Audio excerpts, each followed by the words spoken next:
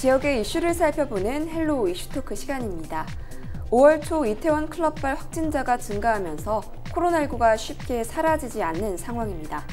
확산 방지를 위해 어떤 노력을 해야 할지 전남도의회 전경선 보건복지환경위원장 그리고 설주환 변호사 모시고 자세한 이야기 나눠보겠습니다.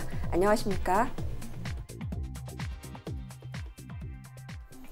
네, 현재 코로나19 사태가 끝나지 않고 있습니다. 전남을 포함한 우리나라 코로나19의 현황은 어떻습니까? 네, 먼저 코로나19로 인해서 모든 우리 국민들 그리고 우리 도민들, 우리 시민들 정말 힘들어하고 있는 상황입니다. 지금까지 잘 이겨내 주신 우리 도민들께 수고하셨다, 감사하다는 말씀을 먼저 올립니다. 정말 힘들고 어렵지만 정말 힘들다, 어렵다 말 한마디 하지 않고 지금까지 잘 이겨내 준 것에 대해서는 저희들도 너무나 감사하게 생각할 일이고요. 지금 현재 사회적 거리 두기에서 생활 속 거리 두기로 전환이 되면서 조금은 누그러진 것 같습니다만은 최근 들어서 이태원발 확진자가 200여 명에 이제 달하고 있습니다. 그래서 좀 더 우리가 더 조심해야 될 시기라 생각을 하고요. 지난 5월 21일 기준으로 전국 확진자 현황을 보면은 11,110명이 현재 확진자고요. 지금 완치된 분들은 1,066명. 그리고 치료 중인 분들이 781명, 그리고 사망자가 263명입니다. 우리 전남이 같은 경우는 18명의 확진자가 발생해서 치료되어서 격리 해제가 되었습니다만은 그중 한 명이 격리 해제된 자 중에서 한 명이 재양성자로 확진되어서 지금 현재 입원 치료 중에 있다는 말씀을 드리고요. 그리고 자가격리하는 분들은 808명입니다. 그런데 이제 확진자 중 50대 이상이 4,545명이거든요. 근데 특히나 70대 이상 확진자 중 78명이 사망을 했었고 80대 이상은 확진자 중 127명이 사망을 해서 치명률이 26%로 고령일수록 피해가 심각하다는 것입니다. 특히나 우리 전남 같은 경우는 2014년부터 초고령화 사회를 맞이해서 그 어르신들의 건강 문제가 제일 많이 걱정이 되는 현재 상황이고요. 이제 그간의 그 신천지 교회라든가 이태원 클럽 등 방문자로 인해서 집단 발병이 이렇게 일어나기도 했지만은 지금 현재는 일일 확진자 수를 본다면은 점차 이렇게 안정돼 가고 있다는 거 이렇게 보여집니다. 그럼에도 감염 경로를 알 수 없는 그런 깜깜이 확진자 그리고 무증상이나 유증상을 감추는 그런 조용한 확진자 등의 감염 우려는 항상 걱정이 되고 있는 상황입니다. 이러한 여파로 인해서 학교가 휴교가 되고 그리고 뭐 어린이집이 휴원을 하고 그리고 사회복지시설이 폐쇄가 되고 그리고 각종 축제나 행사가 이렇게 취소됐습니다. 그리고 전국적인 사회적 거리 두기 운동 등으로 인해서 도민의 가게 그리고 지역 산업 전반에 상당한 피해가 지금 4개월째 지속되고 있는데요. 정부가 그간에 이제 두 차례 거쳐서 추경을 통해서 소상공인 피해 지원 그리고 긴급 재난 지원금을 이렇게 지원을 해서 실물경제 부양책을 이렇게 내놓고 있습니다. 앞으로도 제3회 추경을 통해서 또 이 코로나 안정을 시키기 위해서 또 추경이 편성이 될 예정인데 그만큼 국가적으로 위기 상황이라는 것을 말씀드립니다. 네, 이렇게 전반적인 우리나라의 코로나19 현황을 알아봤는데요. 이렇게 코로나19가 장기화되면서 모든 분야의 피해가 극심해지고 있습니다. 현재 피해 현황은 어떤지 궁금합니다. 네, 이게 그러니까 올해 작년 말부터 시작을 해서 이제 한 5개월째 접어들고 있는데요. 가장 큰 피해는 아무래도 지역 경제라든지 소상공인들, 그 다음에 전통 시장에서 상인들이 이제 가장 큰 피해를 입고 있는 상황입니다. 매출 감소 비중에 따른 어떤 소상공인들 감소 비중을 보면 이 코로나19가 초창기에는 70% 정도까지 감소를 했다가 최근에는 조금 이제 회복세를 보이고 있는데요. 전통시장 같은 경우는 매출 감소 비중이 65%까지 있었습니다. 그런데 최근에 이제 지역별로 조금 편차는 있습니다만은 서울 같은 경우에는 이제 이러한 매출 감소 비중이 65%에서 한 52% 정도. 그다음에 광주나 전남 같은 경우에는 56.4%의 매출 감소 비중이 현재는 이제 47.8%로 한 5.6% 정도 약간 회복세에 있다고 볼 수가 있죠. 그리고 아무래도 지역에서 가장 그 감염자가 많았던 대구 경북 같은 경우는 조금 회복세가 좀 늦는 편입니다. 다른 시도나 에 비해서도 지금 대구 경북 같은 경우는 한 1.2% 정도밖에 회복하지 않고 있어서 아직까지도 그 지역 사회 감염의 어떤 여파가 지역 경제에도 아직도 미치고 있는 상황이고요. 그에 비하면 뭐 수도권 뭐 최근에 확진자가 많기는 합니다만은 아무래도 이제 인구가 많다 보니까 좀 지역 경제 회복이라든지 이러한 부양책들이 계속 투입이 되면서 조금 회복되고 있는 상황이고, 광주 전남도 마찬가지로 지금 회복세가 좀 가파르게 올라가고 있는 것은 사실인 것 같습니다. 그 밖에도 지금 뭐 지역 경제뿐만 아니라 어떤 관광 산업이라든지 뭐 그다음에 뭐 식품, 특히나 농산물 같은, 전남 같은 경우는 농산물 같은 경우가 지금 이제 공급이 안 되고 있었는데, 이 부분에 대해서도 이제 곧 지금 학생들이 이제 계약을 등교를 하기 시작하면서부터 조금 회복이 될 것 같지만은, 현재까지는 뭐 드라이브 스루 방식의 판매 방식이라든지 온라인 판매 방식을 통해서 뭐 돌파구를 찾고는 있습니다만은, 그게 이제 근본적인 해결 방법이 되기는 좀 힘들고, 아무래도 급식이라든지 뭐 이런 부분에 많이 들어가던 부분들이 지금 막혀 있는 상황이기 때문에 이 부분에 대해서 상당히 좀 회복세가 좀 더디고 있는 것은 사실입니다. 특히나 가장 문제가 되고 있는 것은 뭐 지역의 관광도 물론 문제가 되고 있습니다만은, 뭐 문화, 공연 이쪽이 가장 타격이 큰 것 같습니다.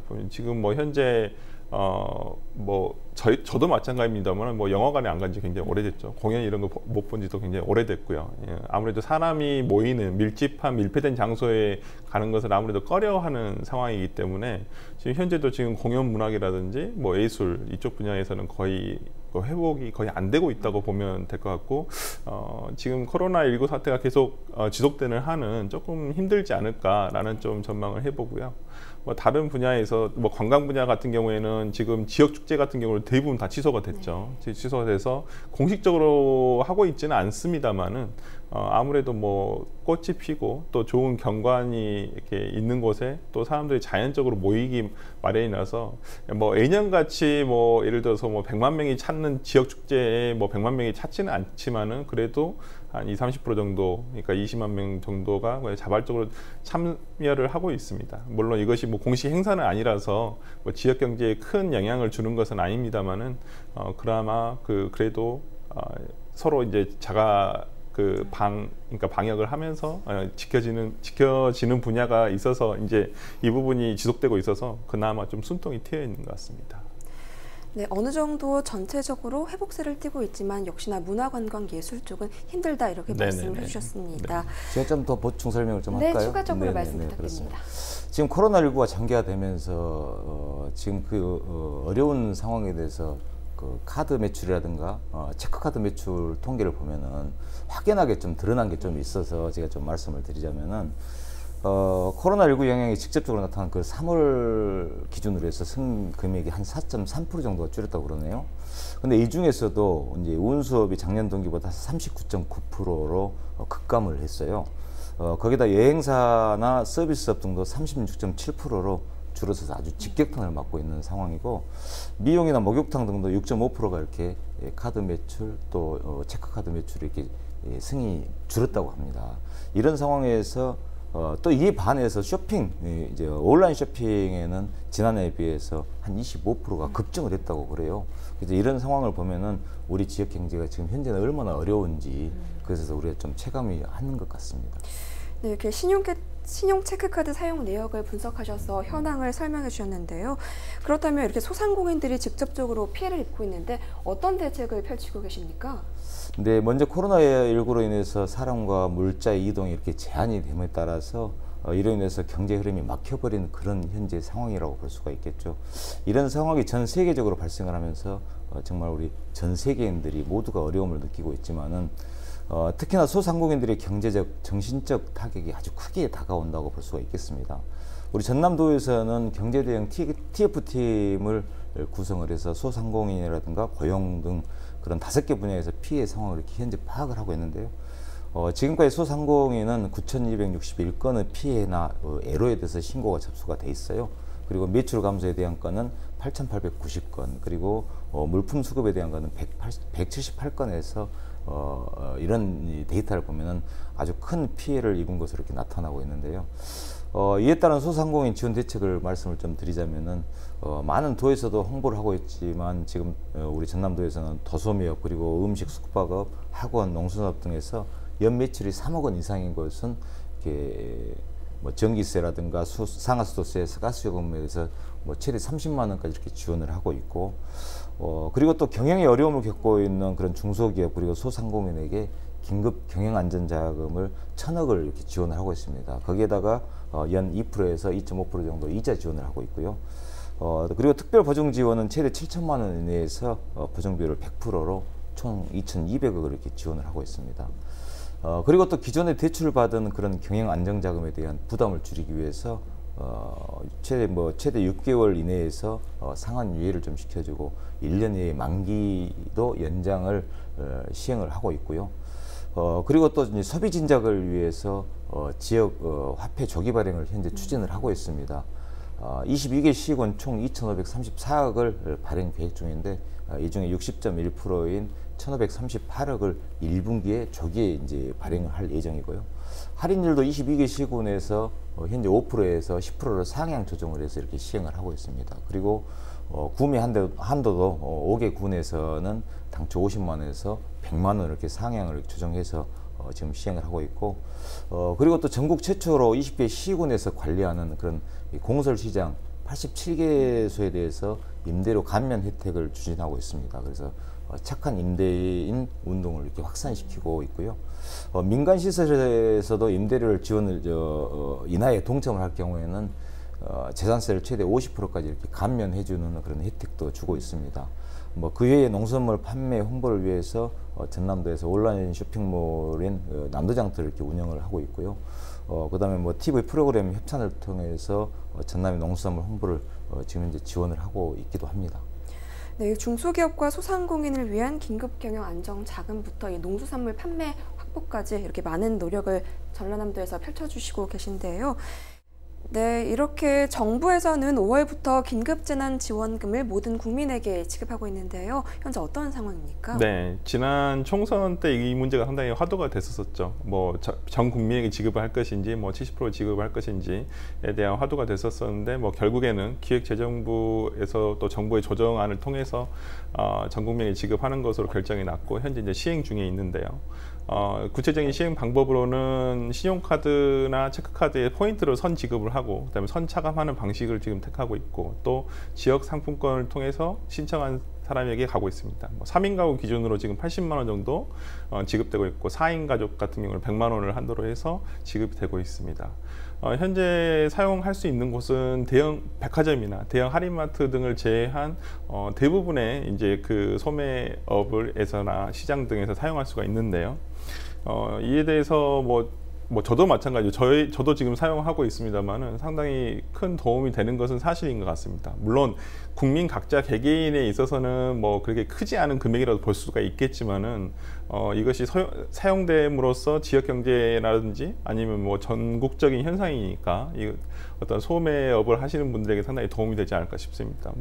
최근 기사들을 보더라도 회사 근처의 식당에서 기존에 예를 들어서 7,000원짜리 백반을 시키시던 분들이 조금 더 5,000원 정도 더 해서 다른 반찬을 고기를 더 시킨다든지 해서 아무래도 사용을 함에 있어서 기존의 그 소비 어떤 위축 상태에서 소비하는 것보다는 좀 더 나은 상황을 보여주고 있고요. 지금 코로나가 비단 지금 우리나라나 아시아권에서만 있는 게 아니라 지금 전 세계적인 팬데믹이 돼 있기 때문에 어찌 보면 지금 수출이 막혀 있는 상황이지 않습니까? 그런 상황에서 지금 내수 진작을 위해서 재정 완화 정책을 펴야 되는 상황에서 이 긴급 지원금을 재난 지원금을 지금 지급하고 있는 상황인데, 현실적으로 국가 부채 비율은 늘어날 수는 있다고는 하지만 현재 어저께 기사에 나온 바에 의하면 OECD 국가 중에서도 대한민국이 국가 부채 비율이 굉장히 낮은 편이고, 향후 경제 발전 지금 감소 전부 다 하락세에 있지만은 그 하락세에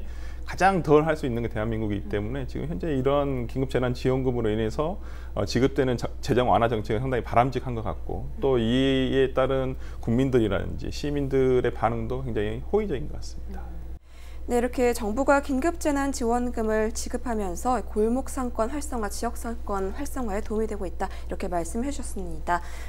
의원님께서는 또 어떤 생각을 가지고 계십니까? 지금 정부에서 긴급재난지원금을 우리 국민들께 다 지급을 하고 있고, 또 각 시도에서는 또 생활비 지원금을 이렇게 지원을 하고 있는데, 지금 뭐 각 지자체별로 어떤 때는 이렇게 기부 문화를 이렇게 좀 이렇게 홍보를 해가지고 이렇게 기부를 했으면 좋겠다라는 얘기도 합니다. 그러나 지금 5개월째 접어들면서 앞서 말씀드렸다시피 정말 소상공인들, 자영업자들이 정말 힘들고 어려워도 정말 힘든단 말 한마디 못하고 어렵단 말 한마디 못하고 이렇게 국가 재난을 위기를 이렇게 이겨나가고 있는 상황인데 지금 기부 문화도 물론 좋지만 그 5개월 동안의 소상공인들의 어려움, 그런 자영업자의 어려움을 위해서 또 지금 뭐 각 지자체에서 지역사랑 상품권이라든가 선불 카드를 이렇게 지급을 하기 때문에 그런 것을 좀 받아가지고 지역 경제 활성화에 조금이라도 좀 도움이 되고 이 지역 경기 침체된 지역 경기를 이제 이 시점에서는 좀 살려내려는 그런 의지를 좀 보여주는 것도 옳은 방법이다 생각이 듭니다.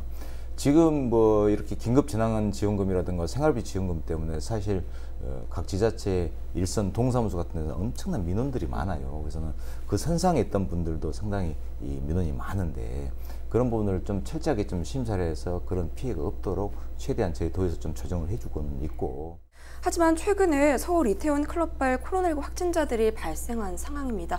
이것과 관련해서는 어떻게 보십니까? 네, 뭐 그 이태원발 클럽 확진자들이 발생하기 전만 해도 거의 뭐 종식되는 거 아니냐라는 어떤 그런 반응도 있었습니다. 그때 뭐 한 자릿수의 확진자들이 계속 한 일주일 정도 계속 연속됐었는데 이제 이태원 클럽발 지금 확진자들이 계속 늘어나면서 지금 문제는 이분들이 이제 지역사회 감염으로 지금 전파가 되고 있는 것이고 뭐 최근에는 4차 감염까지도 확인되고 있는 상황이었죠.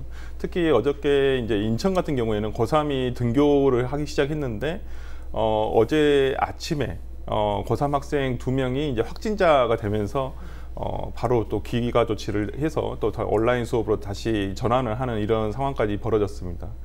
지금 가장 문제가 되고 있는 것이 지금 지역사회 감염을 막기 위한 가장 큰 대책이 지금 학생들의 등교를 계속 지금 지연하고 있지 않습니까? 그만큼 이 학생들의 어떤 학생들이 등교를 함으로 인해서 지역사회 감염이 조금 발생할 수 있다는 부분에 대해서 어저께도 뭐 인천 사례만 보더라도 충분히 우리가 깨달을 수 있는데 이 부분에 대해서 상당히 그 교육계도 지금 뭐 학부모뿐만 아니라 교육계도 상당히 관심을 두고 있는 상황인 것 같습니다. 특히나 아까 의원님께서 말씀해 주셨다시피 이 코로나19 바이러스 같은 경우에는 젊은 층보다는 노년층이 훨씬 더 치사율이 높거든요. 근데 이제 이번에 어저께 고3 확진자들도 자신이 코로나에 걸린지도 모르는 상태에서 한 10일 동안 활동을 하고 있었다고 합니다. 물론 이제 젊은 세대고 또 고3이다 보니까 학업 준비하기도 하고 또 체대를 준비하는 학생이었다고 하는데 그러다 보니 이제 많은 또 접촉자가 있었었고 이 부분에 대해서 어저께 인천시에서 긴급하게 그다음에 그 워크스루 방식으로 이제 그 검사를 받으라고 긴급 재난 문자를 통해서 고지를 하자 어저께만 해도 한 2,000명 정도가 그 검사를 받았다고 하거든요. 그만큼 지금 그 지역사회 감염에 있어서 이 학생들의 등교 문제와 상당히 밀접한 문제가 있는 것 같습니다. 이 부분에 대해서 물론 교육 당국도 굉장히 철저하게 지금 방역을 하려고 노력을 하고 있고 무엇보다도 개인들이 개인 위생을 철저히 하고 또 생활 속 방역을 지키는 게 더 중요할 것 같습니다. 네, 마지막으로 이렇게 코로나19 사태가 유행이 됐다가 이완이 됐다가 상황을 반복하고 있는데요. 도민들에게 당부하고 싶은 말씀이 있으십니까? 네, 그렇습니다. 이제 코로나19와의 전쟁이 넉 달째, 5달째 이어지고 있습니다. 그래서 그로 인해서 경제 충격은 갈수록 커지고만 있는 상황인데요. 이번 문재인 대통령 취임 3주년 특별연설에서도 경제위기 극복과 포스트 코로나 시대 선도를 제시한 것 또한 지금까지 경험하지 못했던 그런 위기를 인식하고 있다는 것입니다. 하루빨리 이렇게 예전의 일상으로 돌아가서 건강한 삶을 유지하는 것을 크게 바라고 있고요.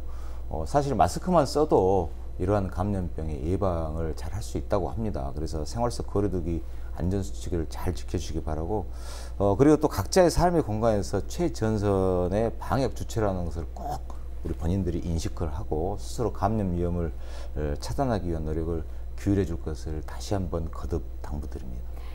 네, 이렇게 당부의 말씀을 끝으로 오늘 말씀 마무리 짓도록 하겠습니다. 감사합니다. 코로나19가 장기화되면서 어려움을 겪고 있는데요. 긴장의 끈을 놓지 않고 확산 방지에 힘써 위기를 극복할 수 있길 바라겠습니다. 지금까지 헬로우 이슈토크였습니다.